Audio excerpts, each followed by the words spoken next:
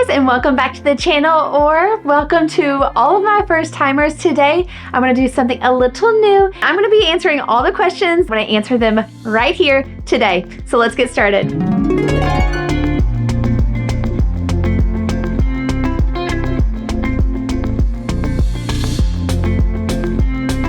Yes, it is July, and I am literally in a cardigan because my husband has it freezing cold in this house. But I have a lot of questions that have to do with my personal life, with Disney World, and my family. So I'm really excited to dive in and get these questions going.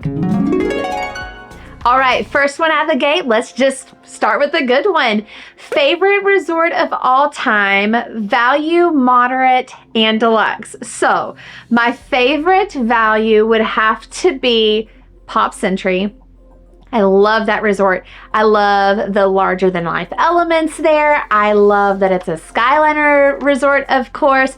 I love that the rooms have been newly refreshed and remodeled, so I think it's really nice. So yeah, I just love the vibe of Pop. And then my favorite moderate. Now, this recently has changed, but I might need to do a really good competition between the two. So it was Port Orleans French Quarter. The vibe there is amazing, so calming, so peaceful, such a beautiful resort. Now it's comparable to the Caribbean Beach Resort with the Skyliner, life-changing. I also am obsessed with the vibe there. I truly felt like it was a vacation away. And sometimes being at Disney, it's kind of hard to feel that because we go so often. So it felt really, really nice. I loved the vibes there. Of course, the Skyliner. The pool was amazing for Annie. It's one of the nicer-ish resorts, moderate resorts that have a nice splash pad. Port Orleans also has a nice one too. But those are, I know that's going against the real question, but those I have two for moderate. And then my favorite deluxe, I think it's a family favorite, and we will be staying there for Annie's birthday. That was her request of a resort, has great taste, would be the Yacht Club. We have not stayed there since Annie's second birthday. Again, a lovely location to where you feel like you're actually away from the hustle and bustle. It feels like you're kind of at a beach vacation, and I love that you can go around the boardwalk and see other resorts. The other perk is that you are so close to two parks. So I have actually walked to Hollywood Studios before. You can actually ferry to Hollywood Studios, or you can literally also walk to Epcot. It is 5 minutes to Epcot. Yes, you can get on the Skyliner in the International Gateway if you want to go to Hollywood Studios, but that actually even takes longer, so just hop on the boat. But love it. Also for lunch, if I want to go get some fish and chips right across the International Gateway, guess what? I can. It's right there. I love the Yacht Club. Also, it has Stormalong Bay. It's one of the most popular pools on Disney World property. It's actually got a pool that has sand in the very bottom of the water. It's got a lazy river, and it's got a big water slide, all the things. It's got a beach there too. I just love it. It's awesome. And another side note for there, that's a docking station that we have went out on our fishing excursions before through Disney. So that's one of our favorite docking stations as well for going on our fishing excursions. Do you ever feel unsafe when taking Annie on a solo trip? So yes, I have felt unsafe, but not to where I was actually in any type of danger. Mom life, mom anxiety, I have it. It's real life for me. So yes, I have felt unsafe just because my anxiety sometimes gets the best of me. I do travel with Annie having an Apple AirTag on her wrist at all times. The most anxiety that I actually get on my solo trips is not necessarily in the airport. Yes, I get anxiety whenever I am flying Delta and I have to go through Atlanta, not because of the layover. It's just there's so many people around and I'm scared to death of losing Annie. The Apple AirTag actually removes a lot of the anxiety for me. So that's one tip that I would actually give you guys, even if your whole family is going. I put the Apple AirTag on Annie every trip. So yeah, I don't feel unsafe in the parks. I've never felt unsafe in the parks ever. It's just that transportation and just the getting there that makes my mom anxiety skyrocket. How did you and Tyler meet? So Tyler and I actually went to the same high school. He was a sophomore whenever I was a freshman in 2004. We had all the same friends. He had girlfriends. I never really entered the dating scene. I never really dated around. I never really had like a real boyfriend, but we were friends. We were friends in high school. And then also in college, we were still like hanging out with our friends who were also the same friends.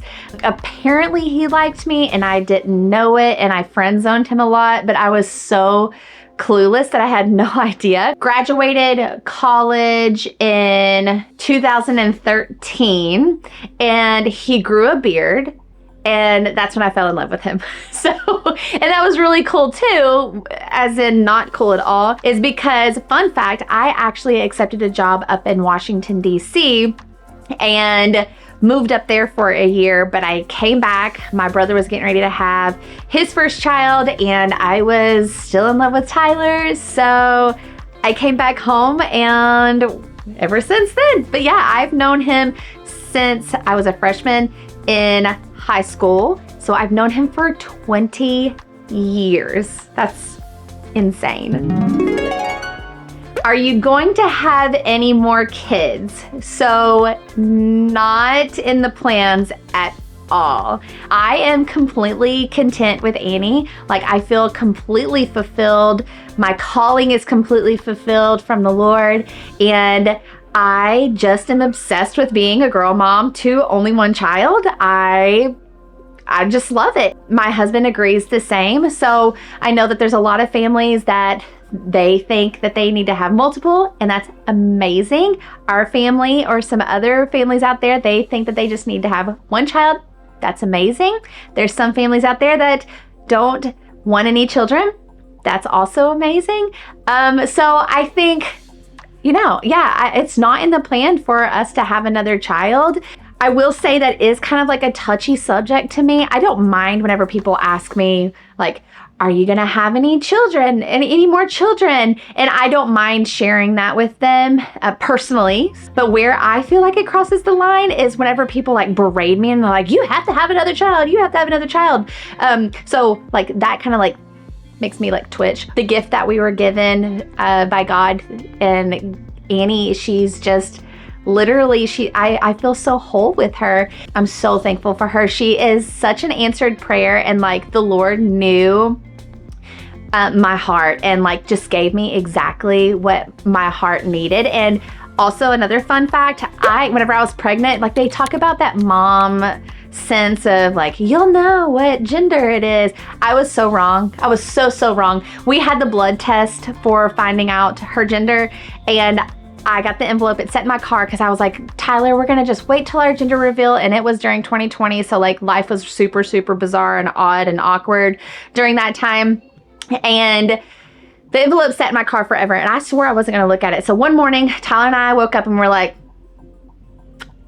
do you want to look at it? So he opened it first and like looked at me because we both thought it was going to be a boy. And he looked at me and I thought he was being dramatic, like just trying to get one up on me, and he handed it to me and it said a female, and I was like, this is it. This is perfect. And I had only had one girl name picked out, not a boy name. Like boy names, I can't even think of one that I even like, let alone both of us agreeing on one. But I was like, are we gonna do Annie Jane? Like, is that it? And my husband's like, yep, that's her name. And it was as easy as that. When was your first time to Disney? I don't know. So I think maybe 1992. I was 2 years old. My grandparents actually used to live in Florida. So I think for the first 10, 12 years of my life, we would go down to Florida to visit my grandparents. Now I still have a bunch of cousins. My great aunts and uncles used to live down there in the Bay Area. So I grew up being able to go see my grandparents. But I truly think that the first video that I can remember at Disney World is 1992 when my grandparents took us to Magic Kingdom, and I will have to find those home videos and try to figure out how to load them up to like some sort of digital form. It's just nostalgia all the time. Like whenever I'm walking through there, like, oh, this used to be like this used to be like this. There used to be so many trees. Not that like that way anymore. Thank you. Everywhere. And I love that we have so many home videos. Like, yes, my parents were the ones that with like the camcorders on there and had to like look around, like the big camcorders that like the OG vloggers on their shoulders everywhere all over the Disney World. Yep, that's my family. Favorite character dining and non-character dining. This one, I will say, is a very, very hard question for me. So because I like to break things up in breakfast versus dinner, because that's kind of unfair to me. There's restaurants that I don't like the dinners of the character meal, and I don't like the breakfast of. I'll have to say that my favorite character breakfast would be Garden Grill. Like their steak and their potatoes, amazing. The character interaction is really, really great too. You got Mickey, you've got Chip and Dale, and you have Pluto. So like that's a really, really fun one for all ages, no matter what gender of a child that you have. Like super, super, super fun, and truly like the food is amazing. So for my favorite character dinner, oh God, I'll have to say, can I say experience? Can I say my favorite experience dinner? No? My favorite experience dinner, I'll just throw that out there. My favorite experience dinner is Space 220. Also, like steak all day long for our family, the filet mignon, like drooling. And I had to convince myself that I truly wasn't in space. Like I was like, oh, did I get that out of the stroller? Because then I'm gonna have to go all the way back to Earth. And like it messes, the immersive experiences messed with my brain on that one. But my favorite character dinner would have to be, oh, how did I forget this? Storybook dining at Artist Point at the Wilderness Lodge. Also, another steak, prime rib, amazing. The experience, amazing. Snow White, you've got Grumpy, you've got Dopey, you've got the Evil Queen, and their acting and the experience in there, and it's like a show, incredible. And anytime that I can go to Wilderness Lodge is an amazing time. I love that resort. My favorite non-character dining, my favorite dinner for a family, it's all agreed upon in the family, is the Boathouse in Disney Springs. Another steak, like if you want a good steak, like hit me up, because we are trying all the steaks at the Disney World. But the Boathouse, amazing. We went there before it was a hard to get reservation. Like it is on the up and up. Amazing food. Anything that we've tried there is incredible, and Annie always eats well there, and that's one of the most important things. I'll also say one more, two more. I don't know. So Italian, I'm just, whenever I said Annie eats really well, like all the restaurants started coming into my brain of like what she always eats well at. And Mama Melrose, that's in Hollywood Studios, and Tony's, that's in Magic Kingdom. Both Italian spaghetti, always a win for our family. And if I want Annie to eat well, I'll go to those restaurants. Will you and Tyler ever go on a solo trip, just you two? So maybe when Annie is like 18 years old. Like, understand my heart and understand me. Like, I have a extremely difficult time leaving Annie. I only have 18 years of her life, 18 quotations of her life, and I want to do everything with her. I work a full-time job, so that already takes time away that I have with her. I will get my time back with Tyler. Like, we're gonna be married for forever, and Annie is only little for so long, and I just want to experience every breathing moment that I have with my baby that I can. Now, whenever she gets older and she has a little bit more opinions, like, I will absolutely respect her opinions. Like, if she did not want to go with Tyler and I, and maybe that's how it would come about, a solo trip without Annie. And I know that there's like a lot of opinions out there about like wife and husband, they need time together, and that's lovely and that's wonderful. And I think Tyler and I, we do have time together, but to go on an actual trip away from Annie, it like just stresses me out and just makes me super, super sad at the same time. Also, on the other side of that, like, I don't let Annie spend the night anywhere. She's almost 4, and so I'm just not comfortable with that. That's just a little personal. Like, that's probably too personal for you guys, because I know that there's just so many opinions out there, and like, it is what it is. But I just want to be honest. But I've had one work trip that was overnight that I had to go to Texas, and it was extremely painful for me. And of course, Tyler was back home watching her, but for the both of us to leave her behind, not in the cards for right now. Maybe in the future, I don't know how I'll feel. I don't know how Annie will feel, but just not something that I'm comfortable with right now. Also, if Annie found out that I went to Disney World without her, I would be in a load of trouble. And if you follow this channel, you'll know I'll be in a lot of trouble. It won't go well. Tips for taking a 3-year-old. So many tips. The first one is act normal. I'm not being funny at all. Like, act as normal as possible. The way that you're going to really, really make things go into flames is acting like naps are gone if you have naps, or a routine is gone, or not letting them get enough rest. Like, the rest one is a huge one. If they need rest, like, go rest. Just act as normal as possible. Try to feed them the normal stuff. I know, like, you're on vacation, but then in personal experience, like, if I let her overindulge in candy, like, everybody's frustrated because she doesn't know how to personally handle it, that much sugar. But just act normal as possible. In addition, go on vacation knowing that you're just simply not going to be able to do it all. Like, Disney World is huge. There is so much to do, and you just simply can't complete it all.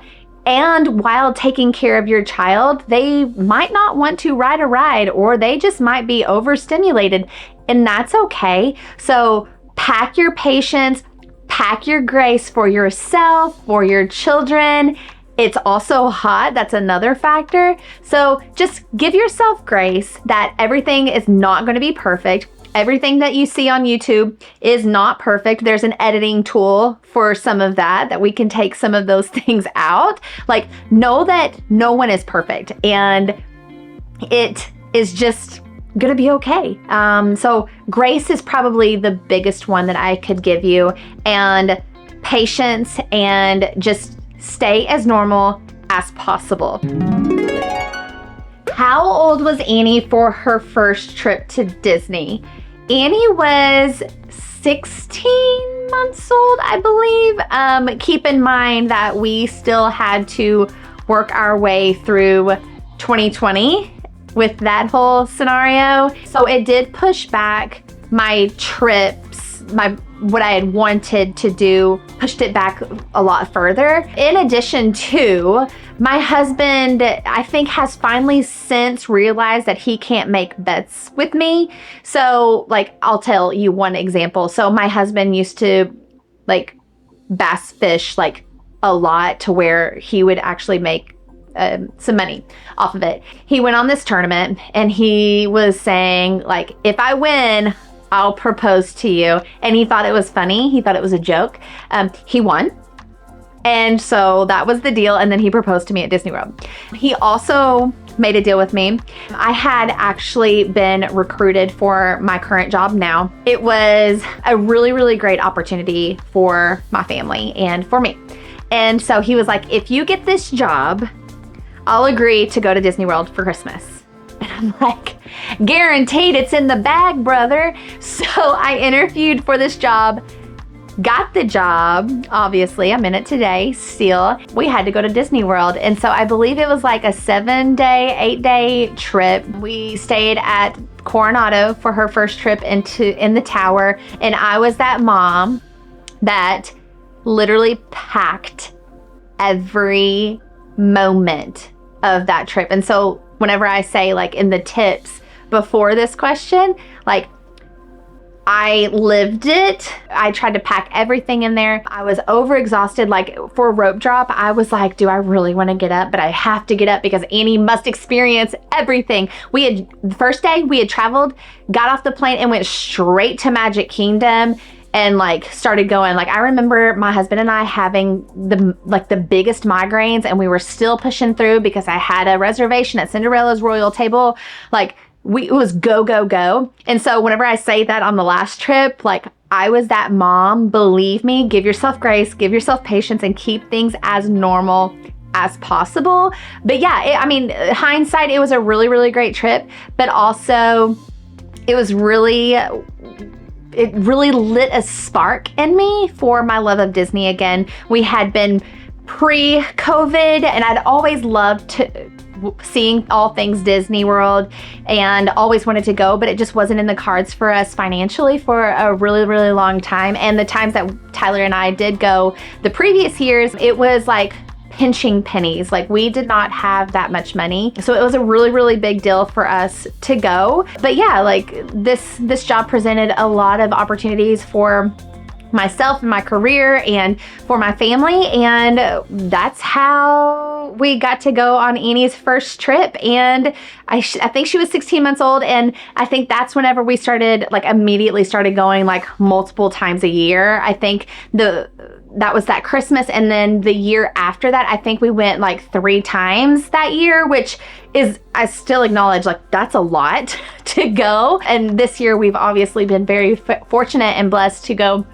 I think for this whole year, we'll have went 6 times, and then plus on top of that to the Dominican Republic. So we've been on 7 vacations just this year, and we're just tremendously, like, overly fortunate and blessed for, the opportunity that, presented itself. And it's so funny and ironic now that we're here on a YouTube video and I have so many friends like you. So yeah, that's how old she was. I know I went on a tangent, but that's how old she was whenever she went to Disney World for the first time.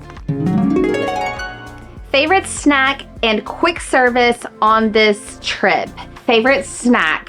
I would have to say, can I say ice cream? Can I say the orange and the vanilla ice cream, like the dream, I can't even think, at Sunshine Tree Terrace? Is that a snack? Can that be a snack? Delicious, the best Dole Whip that you'll have at Disney World. You gotta have the orange and the vanilla mix. And then the quick service, I know Sleepy Hollow has been in a lot of trouble lately with taking a few things off their menu, but I got the spicy and sour chicken and waffle. I want a whole plate of that chicken tender and whatever they put on top of it. It was amazing. Like, go to Sleepy Hollow if you're going in the near future. Write it on your agenda, write it on your plans that you need to have that. And I had it for breakfast. It was amazing. Did a mobile order, picked it up, and Tyler was starving, and he was like, I just want lunch. I'll just wait. I'll go to Cosmic Ray's and get some chicken tenders and french fries, blah, blah, blah. I was like, well, I'm getting me some breakfast. And so I picked that up, and he was super mad that he didn't get it too. So delicious, highly recommend. Do you plan on going to other international Disney parks? Not in the near future, the nearer-ish future, but kind of yes. So Tyler has recently found out that Tokyo Disney is extremely inexpensive. What will make it expensive for us is the flights, and it looks amazing. Like top tier, incredible attractions that it looks like through like the videos that are out there and the pictures and just all the marketing that they've been doing around this particular park. It looks incredible. I would love to one day go to Paris. That would be amazing. And then I'm still working on the convincing. This isn't international, but it's still like a really, really long flight for us from Kentucky. And that would be going to Hawaii to Alani. That I would say that's one's on the most nearest future. I'm trying to convince him to take her on her 5th birthday, for that being her 5th birthday trip. I'm not really sure. His biggest concern is just simply the flight, because those are going to be really, really long flights. She is an angel child flying. She's always done really well. I mean, yes, we go on international trips. She does amazing. To the Dominican Republic, that's the only country that she's been to. She's been there twice. That's a 3-hour flight from Atlanta. We have had like 13-hour travel days, but that was simply because like we had a canceled flight. We had to go to Cincinnati. We didn't go to Cincinnati, then we had to run to Lexington and get a last minute flight, and then we had to fly all the way back up to Chicago and then all the way down to MCO. Like that was a hot mess express travel day, but she did amazing still. So his concern is valid, and being on the plane for that long of a period of time, but also on the contrary to that, he's also not been on a plane ride for that long. So I'm sure like his concerns are also valid, because he doesn't really know what it looks like or feels like being on a long period flight of just truly not getting off the plane. So long story short, yes, Alani will like 99% positive that Alani will be before we go international, but who knows? Like I like to do last minute trips all the time. Like our last trip in April to the Dominican Republic, I planned it while I was at Disney World 3 weeks before. So who knows with me? I might just accidentally book another trip. What do you love to do in your free time? That's a funny question to me. I don't have much free time, to be completely honest, but I do love what I do in my free time. In my free time, I would consider YouTube being in my free time. I do a lot of editing. I do a lot of planning, and do a lot of recording. Like this takes time. What I'm doing right now, this takes time to do. This is technically free time because I truly do have a full-time job where I work 45 hours a week. So, and then I commute also 30 minutes to and from both ways to my job. Free time, yeah, I do a lot of YouTube. In my free time, I also love to run down to Disney World. That's more free time. But if we're truly talking about like actual free time, like removing myself from like essentially like my full-time job, and I would consider this being like my part-time job. Sometimes I feel like it is a second full-time job, to be completely honest. We love golfing. Tyler is actually currently waiting for me to be done so we can go to the course and golf. Yeah, we like to golf. We like to eat food. Food is good. Yeah, so we're not crazy people. Like we're hermits. I would consider us hermit if we're not literally on a plane going somewhere, or we're truly at our job, or just hanging out with Annie at the house and just chilling, watching movies, and you know, being a family. So we're not really that interesting. And then ironically, of course, how do you manage a full-time job and YouTube? I have to be so organized. I have on the refrigerator a calendar, like a dry erase calendar, or dry erase board, planner, whatever you have it. And on there I have like my work schedule, Tyler's work schedule. I also have like trash day on there, when Annie has gymnastics, when there's something going on, you know, extra in our life, if there's a holiday. And then I also have this planner on my desk of like, when do you need to record something? When is there going to be an upload? This is a day that you can edit, that you're not going to be super exhausted the next day, because typically when I edit, I do it of the evening time into the night. So That way I'm also not taking too much time away from Annie, and I can still be a mom and still prepare dinner and still sit down at the dining table as a family before Tyler goes to work, because he's also on night shifts. There is a lot to juggle. Like, even on our planner, on the calendar, I actually have meals planned out so I can do a grocery pickup and thaw out, whatever we needed to do that night before.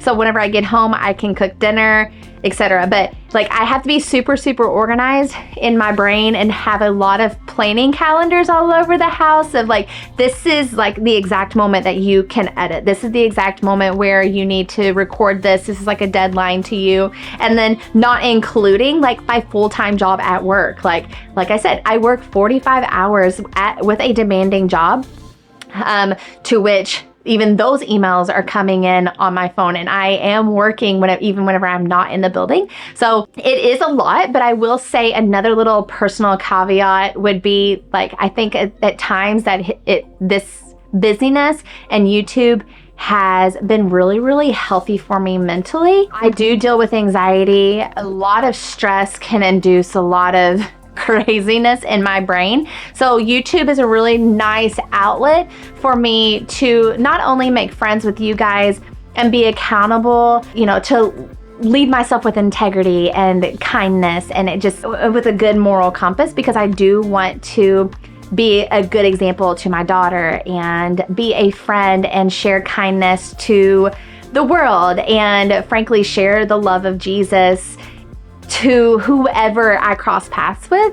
So I do want to constantly share a light. So it really does bring in a layer of accountability to me personally, even whenever I'm struggling, or even whenever I'm having an anxiety attack, or even whenever I'm having a panic/stress attack, or whatever have you. It's really, really helpful to me, and I thrive in busyness, and also the calendars really keep me organized and helps me balance the family work mode of me to ensure that I give myself to my family and I dedicate myself and my life to my husband and my daughter. Favorite resort and why? I think I mentioned this in the one before, but again, it would be the yacht club. We love that one. I will also say that I am obsessed with wilderness too. Like, that is a really, really good resort, and I am super looking forward to getting Tyler to stay there as well. That is his vibe. He's very like Kentucky-ish. Like, we've got woods all over the place, and he loves to fish and he loves the outdoors. So that is really his vibe, and the quietness. He really does appreciate removing from the hustle and bustle, and you truly don't know that you're as close to Magic Kingdom as you are. So yes, the yacht club is our absolute favorite, but also we truly love wilderness. It's got great food there. I've already mentioned that. It's got a great splash pad, and I love being able to simply wake up one morning and go to Bay Lake and eat breakfast or something. Great vibes there as well. And I love it there as well. It also has two different feels for it too, to be fair. So the yacht club and wilderness have two different feels to them. So I guess it would just depend on what kind of mood I am. I would see wilderness being a really great January trip for me. And then yacht club being really celebratory, fun beach vacation for Annie, if that makes sense. Favorite mode of transportation: ferry, bus, Skyliner, or Monorail? I love the Skyliner. The Skyliner would be my first choice because it's just so daggone fast. It's so convenient, especially with the resort, obviously. And then I think my second one would be the ferry. I love the ferry. It might not be as fast depending on where you are, but I love the ferry. I think it's super relaxing. I'll even ride the ferry in Epcot and World Showcase to go back over to Morocco or something. I like it. I like the vibe. Also, then my third would be the monorail. And then last would be the buses. I will avoid the buses as much as possible. They're very hard, especially with traveling solo. You gotta fold that daggone stroller up. So we do have a single stroller, obviously, with one child. It's the perk going to Disney with one child. So I can roll on to every single mode of transportation. With the ferry, depending on which ferry you have, like if you have the little baby ferry, they'll make you break it down. But the last time that happened, I had a plethora of people, like so kind and generous, helping me. Like one lady was like, "Oh, you want me to hold her hand and like I'll help her, guide her onto the ferry." Like so kind. Somebody else offered to carry my stroller. So nice. But generally it's the bigger ferry, so I can just roll right on to the boat. But yeah, that would be my ranking for modes of transportation on Disney property. What were your highs and lows of this last trip? Loved following along. The high would be being there as a family. Tyler going, he doesn't get to go on many trips because he just simply doesn't have that much PTO as I do. And so whenever I do go on solo trips, I love being there with Annie. But then I see all these families and I do recognize that like these families are actually on a family vacation. Like I get that in my brain, but whenever I see like all these families like and they're all together, I'm like, man, I wish my husband was here too. Like he's missing out on the fun or missing out on like seeing Annie ride this ride for the first time. And like, he's completely okay with it. Like he's like, sayonara, bye, I don't like the heat. Like you will have a good time. So I would say that like the high for me would be just being there together. On this last trip, I don't think that we had any difficult or low times for this last trip. Like nothing sticking out to me for that one. And then even the trip before, that one was in May. That's so far long ago. I'm trying to think like, I also just don't want to be false. Like, oh, we never have a hard time, blah, blah, blah. But like the Disney magic just blocks all the bad out of my brain. And then that's why I continue to go back. So I block out, I actually like the heat, but like I block out like the struggles and I'm like, what? Everything is great. It's magical. And then I go back and I'm like, oh yeah, that happened too. So maybe I'll give you like an update whenever something goes down. Oh, I know. I was rushing out of Magic Kingdom one night because I just simply did not want to mess with the crowd going back to the resort. And I was like, I think this was on our May trip. Yeah. It was just Annie and I. And Happily Ever After was in the background. And I had ordered a minivan, which is through the Lyft app. If you have never seen the minivans, they're the big SUVs. They're covered in red and they have Minnie Mouse polka dots all over it. Like they're literally called minivans, MINNIE. Anyway, love them.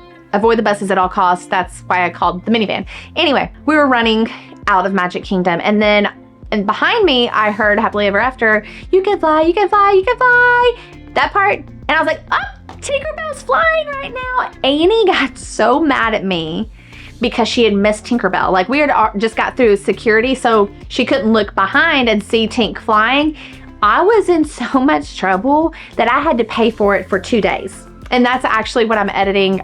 My computer probably just went in sleep mode anyway, but that's what I'm currently editing right now. I just turned around to video this, is that vlog of me still making it up to her. So you'll have to go watch those vlogs. But yeah, I got in deep trouble. I wouldn't consider it a low though, but she was mad at me all the way back to All Stars. Not happy with me.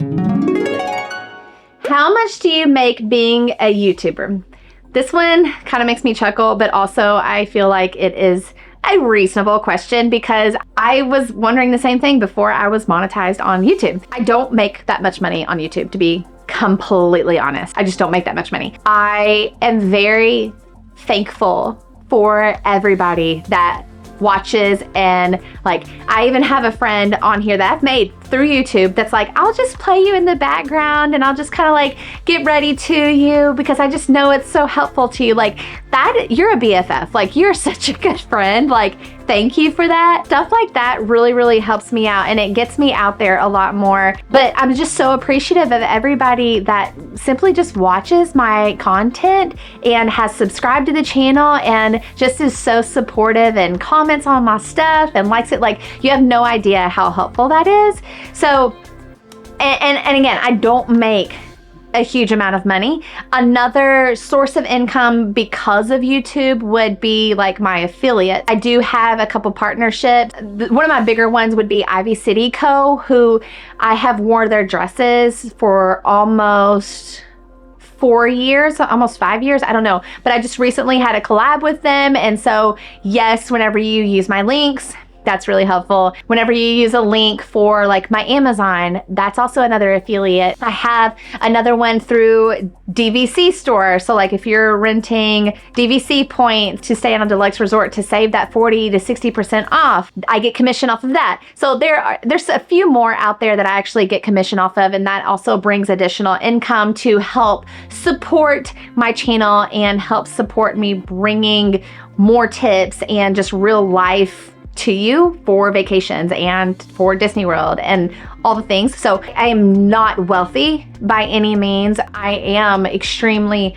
blessed and fortunate with my full-time job. No, I will not be able to stop my full-time job and just live off of YouTube and my affiliates and collaborations. Like, that's not a thing, but it is really, really helpful to reinvest that money into the channel and helping you guys along on your trips and just kind of giving you the honest, the real kind of trips with just taking your kiddos or your family to Disney World and helping you be as confident as possible, while also recognizing that most moms, we work full-time jobs. Like, if I could be a stay-at-home mom, like, sign me up. That would be amazing. Like, I truly, personally, I would love it, but I am a career mom as well.